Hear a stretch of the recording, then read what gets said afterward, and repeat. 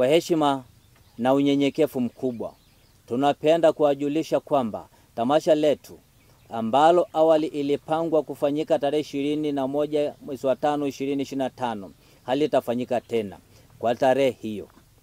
Sababu kuu ya mabadiliko haya ni mwingiliano wa majukumu muhimu ya maandalizi ya hatua za ziada zinazochukuliwa kuhakikisha tamasha letu linafanyika kwa ubora wa juu, linaloendana na hadhi ya kitaifa na kimataifa.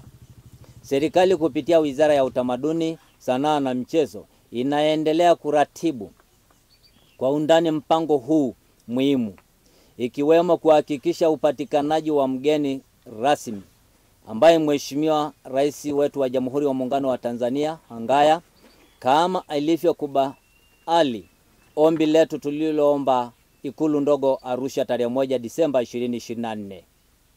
Na tarehe 27 mwezi wa 2 2025, mkurugenzi wa utamaduni amefika katika eneo la tukio na kutoa tarehe ya tamasha tarehe 21 mwezi wa 5 2025. Mheshimiwa mkurugenzi wa Wizara ya Utamaduni ndugu Boniface Kadiri. Tuna matumaini makubwa kwamba tarehe mpya itatangazwa mapema iwezekanavyo na tamasha letu halitazidi mwezi wa 6 2025. Tunaendelea kushirikiana kwa karibu na wadau wote na hasa serikali kuhakikisha kila jambo linawekwa sawa kwa heshima ya utamaduni wetu wa asili na furaha ya maelfu ya washiriki waliotarajia. Tukipata mgeni rasmi ambaye ni Mheshimiwa Daktari Samia Suluhu Hassan, Rais wa Jamhuri ya Muungano wa Tanzania, Mheshimiwa Hangaya, sio tu kwamba tutaimarisha heshima ya tukio hili, bali pia tutafungua milango mpya ya kutambuliwa kwa tamaduni zetu, uwekezaji katika sanaa na utalii wa kiutamaduni. Hii si jambo dogo, ni hatua kubwa kwa ajili yetu ya Wamaasai na kwa taifa kwa ujumla. Tunaomba radhi kwa usumbufu wowote uliosababishwa na mabadiliko haya ya tarehe. Endeleeni kuwa nasi, tamasha hili ni letu zote na litafanyika kwa ufanisi mkubwa zaidi. Asante sana.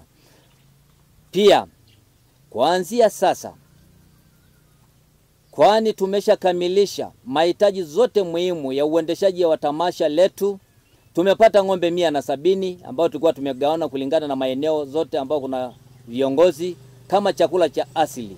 Tumeshakamilisha na hatimaye na mahitaji mengine muhimu kwa 95%. Tunajivunia mahali ambapo tumefika kwa sababu tunataka kudumisha utamaduni wetu, kwa sababu usaidia kukuza maadili na nidhamu katika jamii.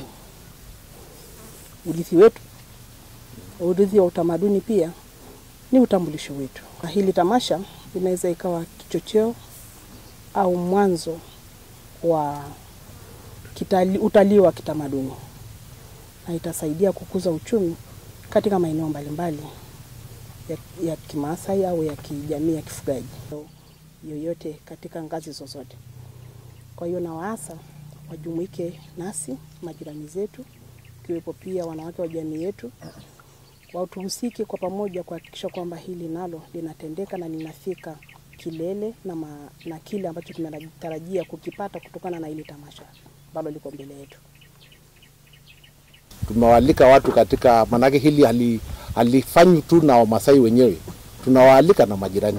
Kwa mfano tutawaalika Wachaga, tutakuwa na Watatoga, tutakuwa na Wamang'ati, yale makabila yote ambayo tunafikiri tunaendana nayo na walio jirani na sisi.